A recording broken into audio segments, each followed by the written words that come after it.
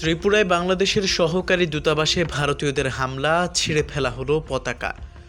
বাংলাদেশে সংখ্যালঘুদের উপর কথিত নির্যাতন ইস্যুতে সরব ভারত। বাংলাদেশের পরিস্থিতি নিয়ে দেশটিতে একের পর এক বিক্ষোভের মধ্যে এবার আগরতলার ত্রিপুরায় অবস্থিত বাংলাদেশি সহকারী হাই কমিশনে হামলা চালিয়েছে উগ্র ভারতীয়রা। এ সময় বাংলাদেশের লাল সবুজ পতাকা টেনে হিঁচড়ে ছিঁড়ে ফেলা হয়। ইসকনের সাবেক সদস্য চিন্ময় দাস প্রভুকে অবৈধভাবে গ্রেপ্তার করা হয়েছে এমন অভিযোগ তুলে ভারতের ডানপন্থী সংস্থা হিন্দু সংগ্রাম স্মৃতি ত্রিপুরায় বাংলাদেশি সহকারী হাই কমিশনে হামলা চালায়।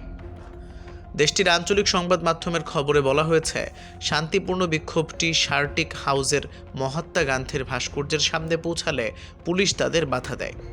এক পর্যায়ে তার পুলিশি ব্যারিকেড ভেঙে বাংলাদেশি সহকারী হাই কমিশনারের অফিসে প্রবেশ করে। ঘটনার পরপরই স্থানীয় কর্তৃপক্ষ পরিস্থিতি সামাল দিতে ঘটনাস্থলে যায়।